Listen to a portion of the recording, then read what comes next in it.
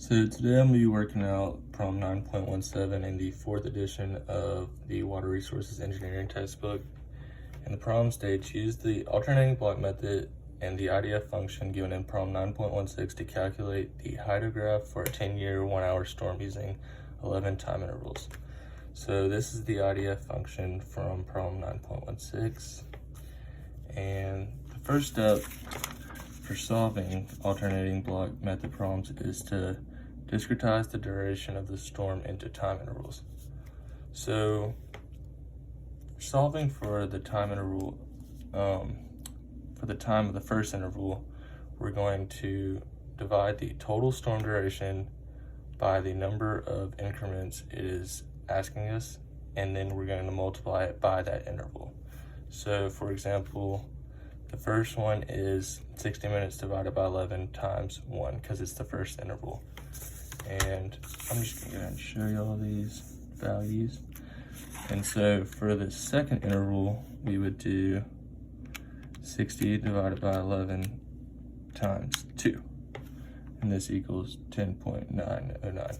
And we do that for the rest of the increments. So that would be times 3, times 4, and so on. And for the second step, we're going to calculate the average rainfall intensity for the increments. And so the IDF function here, we are just going to plug in those time increments that we just solved for, and those are going to be in minutes for this IDF function. So if we do, we'll solve for the first increment, 5.4545 plus 8.54 raised to the 0.76, and we'll inverse it, and we'll get 110.1 millimeters per hour. And if we were solving for the second one, you would just plug in the second time increment value. And so that is the average intensity values for each increment. And if you notice, they are decreasing as the duration increases. And this is a visual representation of kind of what I'm talking about there. And so for the third step, we're going to calculate the rainfall depth. And this is pretty much just using those average intensities and multiplying by the time of each interval. And so, for example, if we were going to find the depth of the first interval, we would just do the 110.109, well, let's see if I can get here, times 1/11, because that is our time interval. And that's going to equal 10.01 millimeters.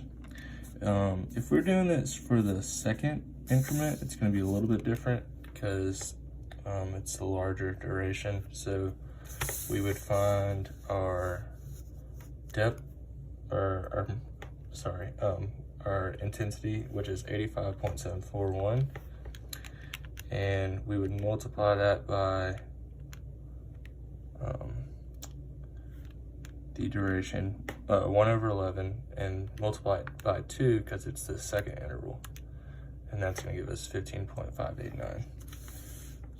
And I put all the values here, and I don't have time to solve for all the increments, but you would follow the same process.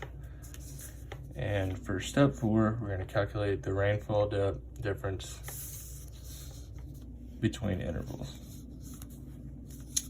So let's see if I can kind of get this all in here.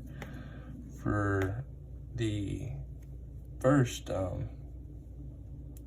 difference in depth, you'll notice that it's the same as the first step we just calculated, and that's because this is the first increment. There is no difference. But for the second depth difference, it's going to be 5.579, and that comes from subtracting 10 from 15.589 to get 5.579.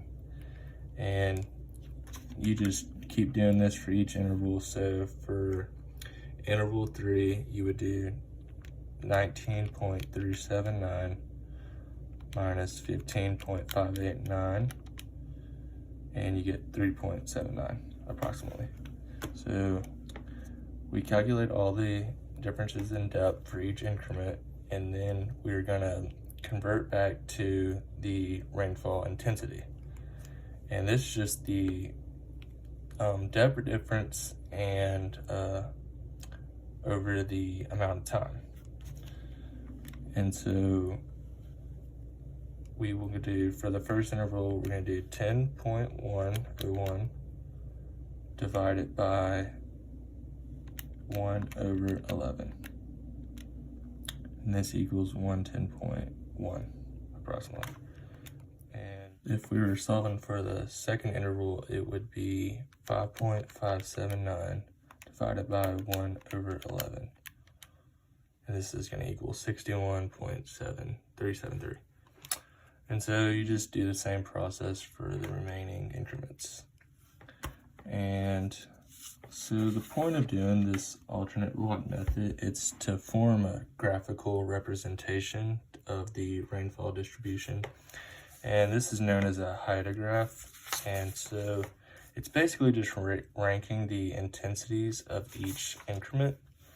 And so this is going to be our largest intensity, and it just descends in that same order. So that's our second, third, fourth, and so on.